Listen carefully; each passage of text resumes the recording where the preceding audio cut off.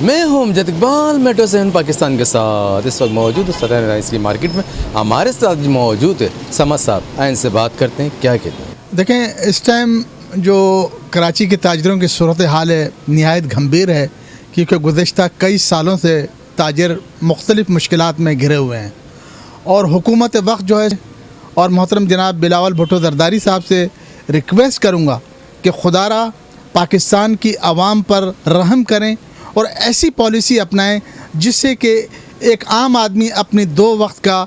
کھانا کھا سکے، اور وہ آٹومیٹکلی روڈ پر آئے گا یا اپنی جان گنوا دے گا یا کسی سے کچھ چھین کے مل گیا تو ٹھیک ہے، نہیں تو اس کی جان لے لے گا. تو میں سمجھتا ہوں کہ حکومت کو کم از کم اس چیز پر فوکس ہونا چاہیے کہ لوگوں کو روزگار کس طرح میسر ہو اور مہنگائی کس طرح کنٹرول میں کیا جائے. مہنگائی کنٹرول میں ہوتا کہ ایک عام آدمی کی 30,000 روپے ماہانہ سیلری ہے، تو وہ اپنا بجٹ جو ہے کس طرح بنائے کہ وہ یوٹیلیٹی بلز کس طرح دے، اپنے کھانے کی چیزیں کس طرح پوری کرے. تو جو کھانے پینے کی اشیاء ہے وہ اس لیول پر لے کر آئیں کہ کم از کم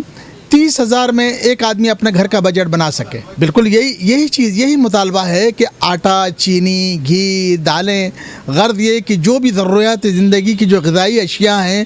ان پر کنٹرول کیا جائے اور ان کی قیمتیں ایسی برقرار رکھی جائیں کہ وہ عام آدمی کی پہنچ سے دور نہ ہو. دیکھیں اس پر بھی حکومت کی کوئی چیک اینڈ بیلنس نہیں ہے، جبکہ یہ کمشنر کراچی کا جو ہے تو کام ہے کہ وہ آیا علاقوں میں اپنے جو اسسٹنٹ کمشنر ہے وہ ان چیزوں کو چیک اینڈ بیلنس کرے. اس کے علاوہ جو دودھ فروش ہیں تو ان دودھ فروشوں کی بھی تکلیفات کا ازالہ کیا جائے کہ وہ آیا جو جانوروں کا چارہ وغیرہ ہے، دیگر اشیاء ہے، وہ ان کو سستے داموں مہیا کی جائے یا گورنمنٹ اس پہ سبسڈی دے تاکہ دودھ بھی عام آدمی کی پہنچ سے دور نہ ہو سکے. عمدہ میں پکائیں اور جی بھر کے کھائیں.